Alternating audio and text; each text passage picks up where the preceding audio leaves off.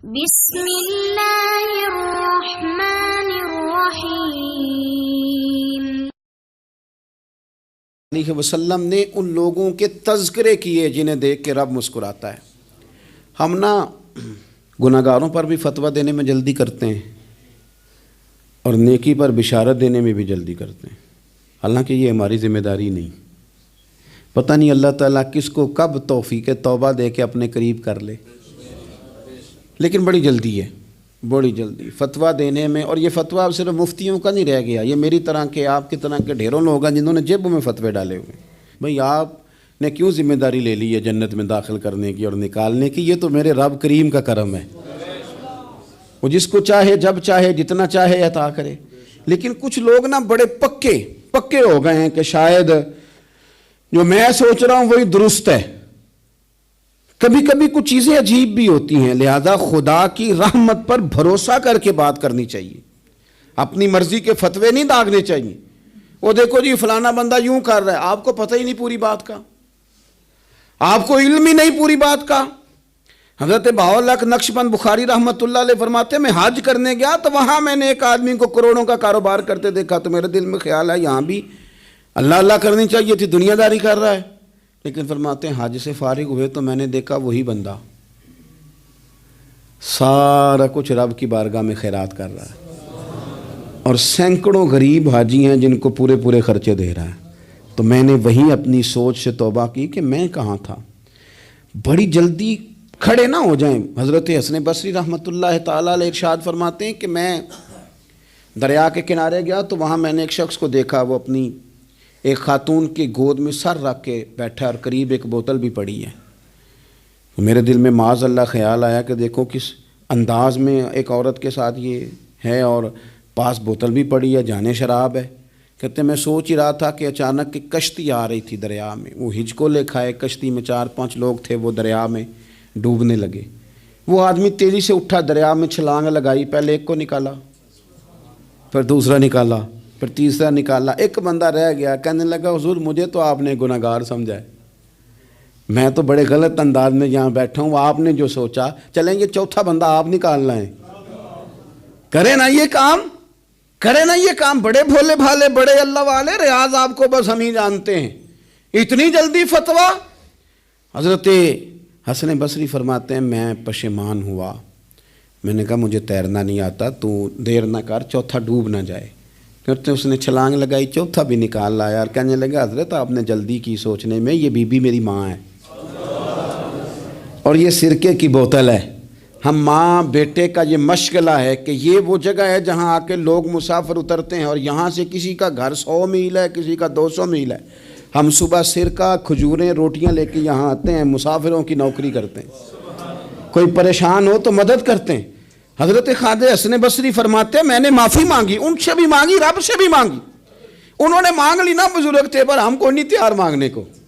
ہم ہر وقت بدگمانیاں، وہ فلانے جرم کرتا تھا، میں اسے اب کیسے نیک مان لوں؟ بھئی اب وہ نمازی ہے، خدا کے گھر آتا جاتا ہے، اب اللہ کی بارگاہ میں حاضر ہوتا ہے، جب رب نے معاف کر دیا تو بھی سوچ بدل جا۔ سنیں حضور کیا فرماتے ہیں۔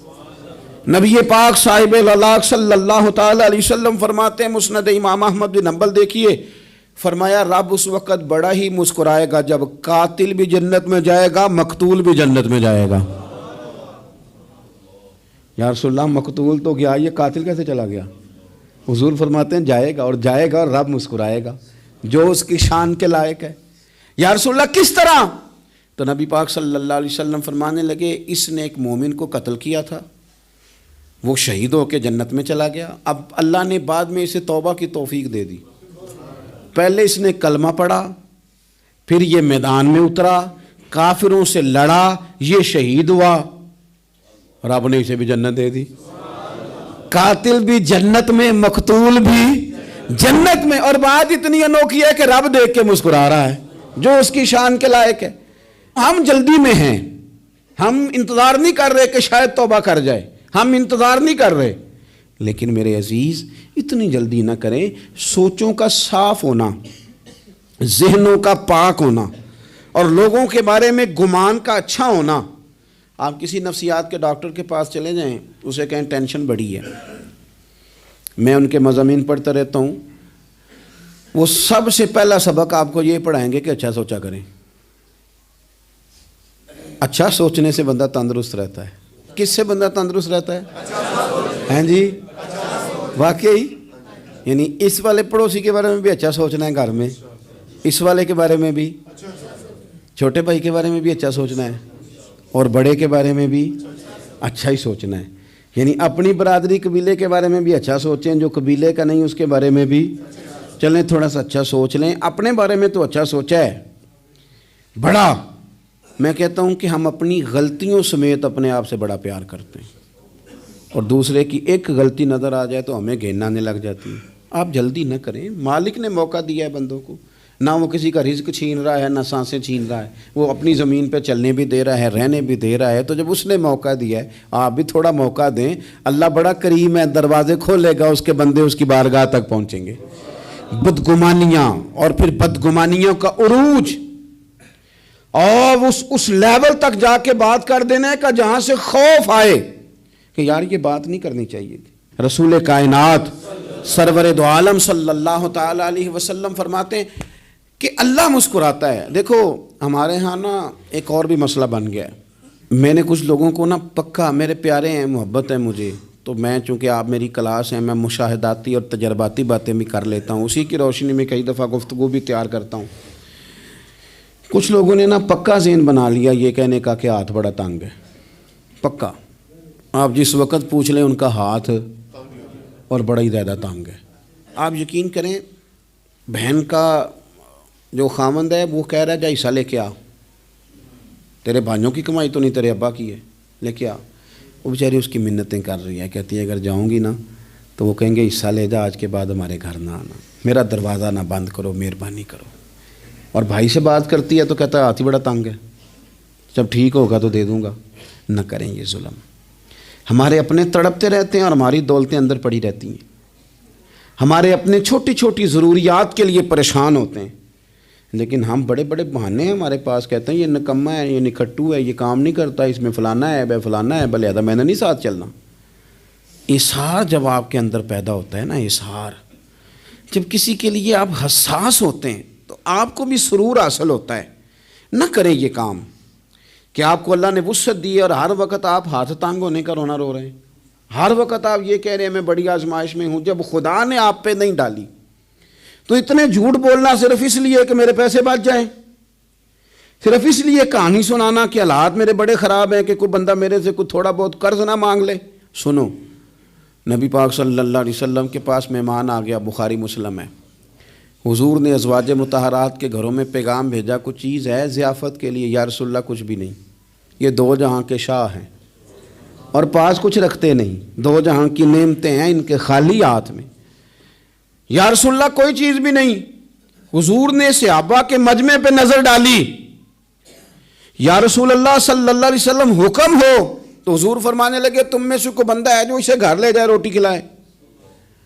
ایک صحابی اٹھے فوراً، حضور میں لے کے جاتا ہوں کھانا کھلاتا ہوں، فرماتے ہیں میرے گھر میں صرف بچوں کا کھانا تھا، یہ نہیں کہ فریزر بھرا ہوا ہے نعمتوں سے، صرف بچوں کا کھانا، یہ نہیں کہ کسی کو دیکھ کے اپنی ہنڈیا پہ برتن دے لیا، صرف بچوں کا کھانا۔ کہتے ہیں گھر گیا، بیوی سے کہا کیا کیفیت ہے، کہنے لگی بچوں کی روٹی ہے۔ میں نے کہا بچے سلا دے، صبح ناشتہ کر لیں گے۔ تو کہنے لگی آپ کیا کھائیں گے؟ تو میں نے کہا نہ میں کھاؤں گا نہ تو کھائے گی، مہمان جو نبی پاک کا ہے۔ کہا اچھا، اب ذرا تجویز دیکھو میاں بیوی کی سوجھی آپس میں۔ کہتے ہیں کھانا لگا دینا، چونکہ ایک آدھ بندے کا کھانا ہے۔ اپنی غربتوں کا ہر جگہ اظہار کرنا، رونا رونا، یہ دیکھو غربت کیسے چھپائی جا رہی۔ اس کو کہا نہیں کہ چل تو تھوڑا رحم کھا، تو آیا ہے تو تھوڑا رحم کھا، یہ نہیں کہا۔ کہا اٹھ کے نا تو کھانا رکھنا اور اٹھ کے نا چراغ ٹھیک کرنے کے بہانے بجھا دینا۔ ہم دنیا والوں کے سامنے کیوں اپنے دکھ بیان کریں؟ ہم جو کہیں گے رب رسول کی بارگاہ میں کہیں گے۔ تو نا چراغ ٹھیک کرنے کے بہانے، اہلیہ اٹھی، کھانا دینے کے بعد چراغ ٹھیک کرنے کے بہانے بجھا دیا۔ خامد بھی ہاتھ چلاتے رہے، بیوی کبھی برتن رکھتی کبھی اٹھاتی، پتہ چلے کہ کھانا کھا رہے ہیں، کھانا کھایا جا رہا ہے۔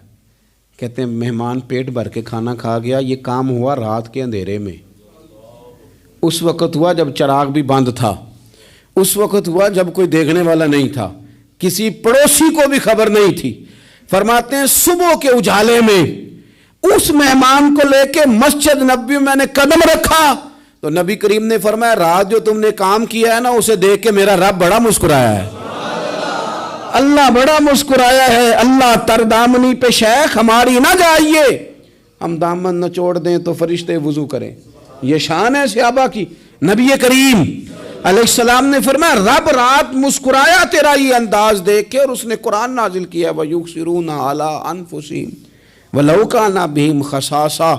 کچھ لوگ وہ ہیں جنہیں بڑی بھی ضرورت ہو تو دوسروں پر اثار کر دیتے ہیں، قربانی دے دیتے ہیں۔ رب مسکرایا ہے، اندر پیسے رکھے ہوئے ہیں، اندر پیسے رکھے ہوئے ہیں، اور بہن آ کے منت کر رہی ہے کہ بھائی حالات بڑے خراب ہیں، تھوڑی سی مہربانی کر، تو کہتے ہیں بہن پردہ ہی ہے بس، کیسے بتاؤں تجھے حالات، تجھے کیا بتاؤں کام کتنی مشکل سے چلتا ہے، یہ پردہ یہ بس۔ بہرحال اگر تو نے کہا ہے نا 50,000 تو میں زیادہ نہیں کوئی 20 کو دے دوں گا تجھے، وہ بھی خاصی نیکی کر کے، وہ بھی بتا سکھا کے۔ رات اماں پہ علیحدہ سے احسان چڑھاؤں گا، ابا پہ علیحدہ سے چڑھاؤں گا کہ تمہاری بیٹی کے ساتھ تعاون کر رہا ہوں، سارے علاقے کو ویسے ہی بتاؤں گا۔ اور وہ غریبنی بیچاری 20,000 لے کے گھر گئی ہے، پہ سفارشیں کر رہی ہے کہ مہربانی کرو۔ میں نے ایسے بھی دیکھے ہیں جو پہلے بیوی کو پکڑاتے ہیں تو دے، اس لیے کہ پھر وزیر اعظم تو ڈنڈا نکال لے گا تو بڑا مشکل ہو جائے گا پھر گھر میں رہنا، لہذا وہ یہ تو آگے لگ۔ یہ کیا لہجہ ہے آپ کا؟ یہ تو کسی کو بھی دیں تو چھپا کے دینے کا حکم ہے، کسی کو بھی دیں تو ہمیں حکم یہ ہے کہ سیدھے ہاتھ سے دینا ہے، الٹے کو خبر۔ اور یہ جو بالکل ہی اپنے ہیں ان پر تو پردہ پوشی آپ کے لیے ویسے ہی ضرورت تھی۔ میرے عزیز رب مسکراتا ہے۔ میرے نبی پاک علیہ السلام نے یہ اعمال ہمیں بتائے جن پر اللہ مسکراتا ہے، خوش ہوتا ہے۔ اور بعض لوگوں کو حضور نے نامینیٹ کیا، حضرت سعد بن معاذ رضی اللہ تعالیٰ عنہ عظیم صحابی تھے۔ یہ وہ خوبصورت صحابیاں جن کے جنازے کو کندھا میرے نبی پاک نے عطا فرمایا، حضور نے کندھا عطا فرمایا۔ کمال ہو گئی، نرخ بازار محبت کا انوکھا ہی ہو گیا، خود خریداروں میں شامل آ کے مولا ہو گیا۔ حضور نے کندھا دیا۔ حضرت سعد بن معاذ رضی اللہ تعالیٰ عنہ کا جب جنازہ اٹھا، ان کی والدہ رو پڑی، بڑے درد سے روئی، ماں تھی نا۔ ان کی آواز جب حضور تک گئی تو نبی پاک نے فرمایا آنسوؤں کو روک لے، آواز کو کم کر لے، تیرے بیٹے کی تو جب روح پرواز ہوئی ہے تو رب مسکرایا ہے۔ جس کے آنے پہ رب راضی ہو مسکرا دے جو اس کی شان کے لائق ہے۔ یہ تو وہ لوگ ہیں کہ جن کے جانے پر نا رب، وہ کسی نے کہا تھا کہ میرے مرنے پہ ہر سو شور مچ جائے گا، دیکھو گے میرے مرنے پہ ہر سو شور، تمہیں پتہ چل جائے گا جب ہم جائیں گے، میرے مرنے پہ ہر سو شور مچ جائے گا دیکھو گے، اور کہنے الوداع سرکار خود تشریف لائیں گے۔ اور درویش کہنے لگے بعد مرندے مکھڑا میرا ہو جاوے جے تازہ، پھر سمجھ لینا محبوب میرے نے آن پڑے ہے جنازہ، اور عاشق کا جنازہ ہے ذرا دھوم سے نکلے اور محبوب کی گلیوں سے ذرا گھوم کے نکلے۔ فرمایا کہ ان کے تو جانے پہ رب کریم، اور حضور نے ایک دعا بھی دی۔ حضرت ابو طلحہ، حضرت طلحہ رضی اللہ تعالیٰ عنہ صحابی تھے، ان کا وصال ہو گیا تو حضور نے دعا بھی دی۔ فرمایا یا اللہ جب میرا طلحہ ہے نا تو اس سے مسکرا کے بات کرنا، یہ تجھ سے مسکرا کے بات کرے جو تیری شان کے لائق ہے۔ تو اللہ تعالیٰ غائب درجے راضی ہوتا ہے۔ ایک دفعہ پھر بات دہراتا ہوں، جو میدان میں ڈٹ کے شہید ہو رب اسے دیکھ کے مسکراتا ہے جو اس کی شان کے لائق۔ جو توبہ صحیح کریں، سچی کریں، رب انہیں دیکھ کے مسکراتا ہے جو اس کی شان کے لائق ہے۔ جو نماز کے لیے صفیں بنائے رب انہیں دیکھ کے مسکراتا ہے۔ جو جہاد کے لیے صفیں بنائے رب دیکھ کے مسکراتا ہے۔ جو لوگ صبح پچھلے پہر اٹھ کے عبادت کریں رب انہیں دیکھ کے مسکراتا ہے۔ اور جو کبھی کبھی بھوکے رہ کے دوسروں پر قربان کر کے احسان کر دیں رب انہیں دیکھ کے مسکراتا ہے۔ بہت بڑی فضیلت ہے۔ اللہ ان سارے کاموں میں سے کسی ایک کام پہ ہمیں بھی لگا دے تاکہ یہ بڑی فضیلت اللہ تعالی ہم گناہگاروں کے حصے میں بھی فرما دے۔ آخر دعوانا ان الحمد للہ رب العالمین۔